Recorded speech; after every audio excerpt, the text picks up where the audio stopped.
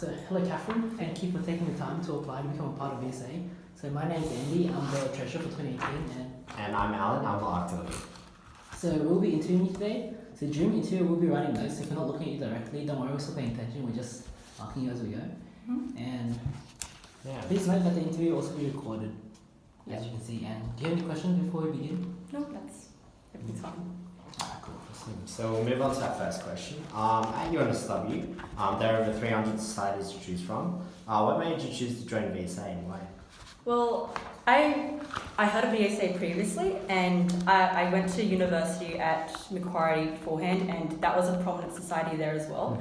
So I didn't really know much about it, but then I realised a lot of my friends were involved in VSA, like the VSA state team as well as the UNSW and Macquarie, and it interested me a lot because they found like a lot of good things out of it. They found like really good experiences, and also for me personally, why I wanted to join VSA was because I have Vietnamese heritage, but I'm not very connected to it, and that's something that I have realized in recent years is like a bit of a shame. And I think being in a society or like a community that kind of embraces that and will help me like learn more about my culture as well as making more friends and like developing like soft skills, hard skills, like that would be like a good experience to me. Cool. Yep, so is there anything else you'd like to add to your response? Not really much else. Alright, cool. So moving on. What do you think VSA's mission is and how does it resonate with you in your personal life?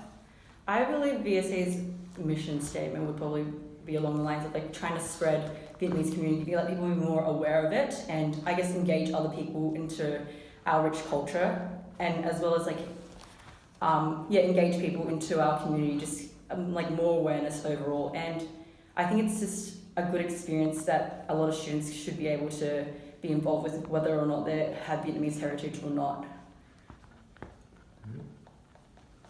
Anything else you'd like to add? No. Cool.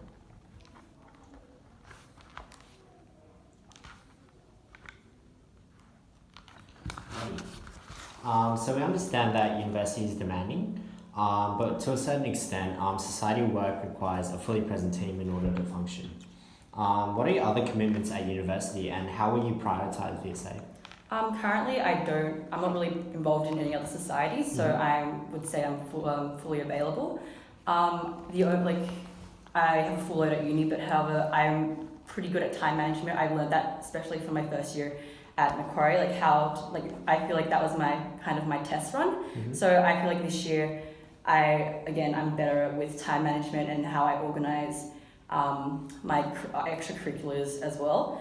I feel like I've generally been very on top of the things that I do these days, even more so since I moved to UNSW. So I feel like I would be able to always be able to prioritize VSA alongside with my studies. Cool. Yep, so is there anything else you'd like to add to your response? No. Alright, cool. So we're now going to do a scenario / roleplay question. After we finish asking the question, the roleplay will start. If you would like us to repeat the question, please ask.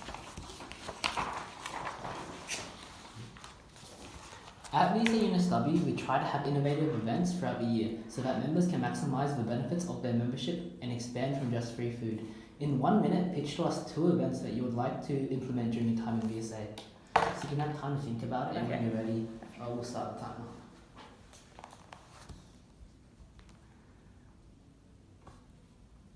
Can you also repeat the question? Yep, okay, so at VSA UNSW, we try to have innovative events throughout the year so that members can maximize the benefits of their membership and expand from just free food. In 1 minute, pitch to us 2 events that you would like to implement during your time in VSA.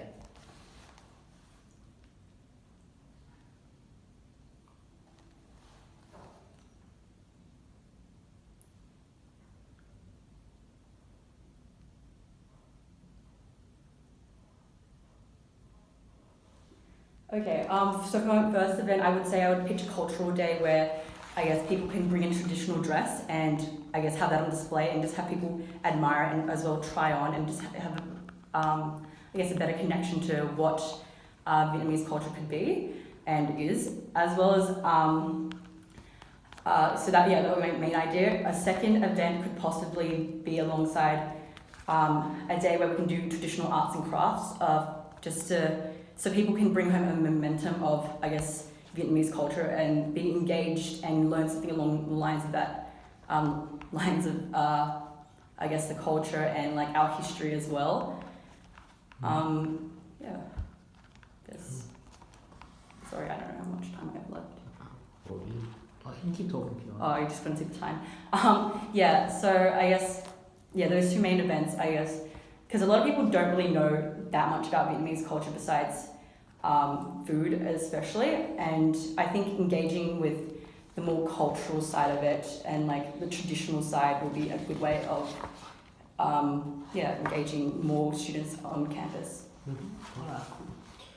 Awesome. So the following questions will be problem-solving questions. So you can take your time out to plan your answer, and also try and show us your thought process, if you could. And once again, if you'd like us to repeat the question, just ask. So you've been rostered on for a promotion shift at VSA Barbecue. This means you're required to approach the public and attempt to get them to join VSA. So you look around and you see three shy first year students sitting on the lawn. B, a group of students looking at the VSA banner and pointing. And C, your friends who are waving over at you and want you to come and talk. So what would you do in that situation and why?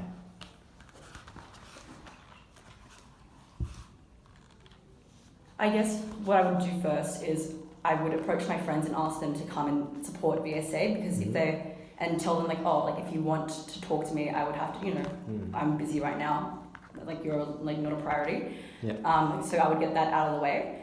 But then I would approach the group of students that were looking at the VSA poster banner and tell them hey, I can see that you're interested in VSA. Do you want to come and have a look at, come and join our barbecue and possibly join up? It's only $5 to join up. And I feel like since they already shown a bit of an interest in VSA, it wouldn't be too hard to engage with them. And and it's not much of a commitment first. Just just come join and have a look first, see if you want to join. Last, I would approach the group of first years who are sitting on the lawn, because it would take a bit more time, I guess, to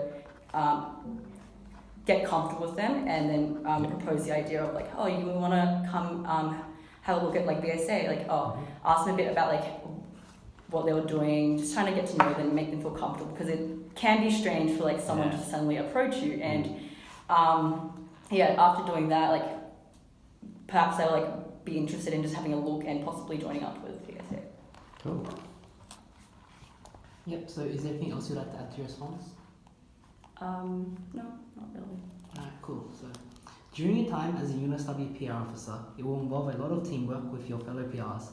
What would you do if your partner was non-responsive and absent, with the deadline for the event fastly approaching? I guess what I would do if my partner was MIA, I would probably try and chase up on them first, where are you, where have you been, have you done anything else?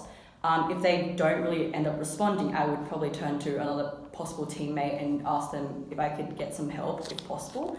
But I guess since I would be in a team, I assume that the other team members would have other responsibilities too. So I don't think that they may not be able to prioritize me, because they have their own priorities, and but I think in a team everyone's working towards the same goals in the end. So I feel people would be able to help in that aspect. I would focus mainly on chasing up on that my partner and asking them to help, while also putting in more effort than usual if need be.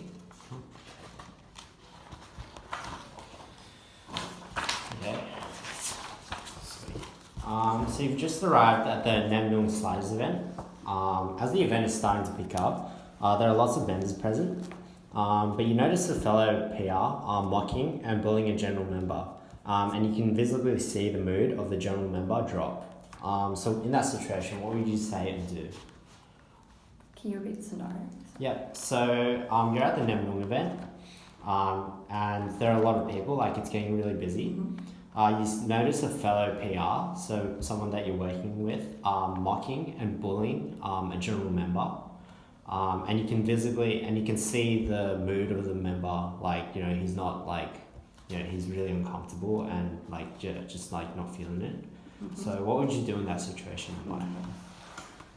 I guess I would want to confront that VSA member and, you know, try and sort out that situation and intervene because something's visibly going wrong. But also, I would try and just to end that situation as quickly as possible and then focus back onto the crowd of people that's coming around the Naming Sliders.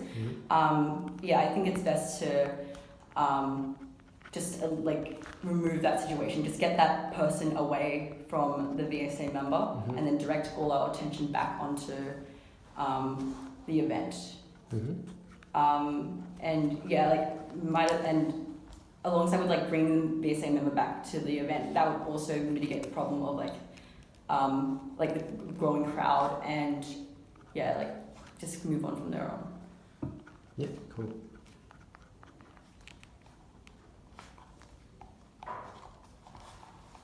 So is there anything else you'd like to add to your response? No. So just a quick question, did you apply for the marketing team director position? No, I did not. Alright, cool, so moving on. Without the use of sign language, how would you best describe sound to a deaf person?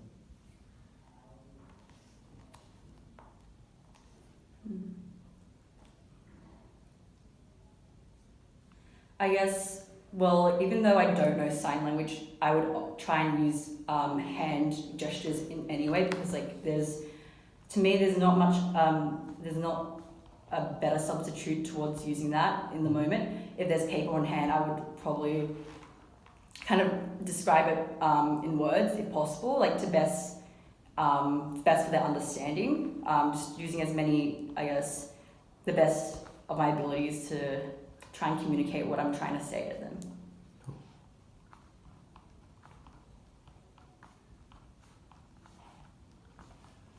Cool. Awesome. So that was our last question.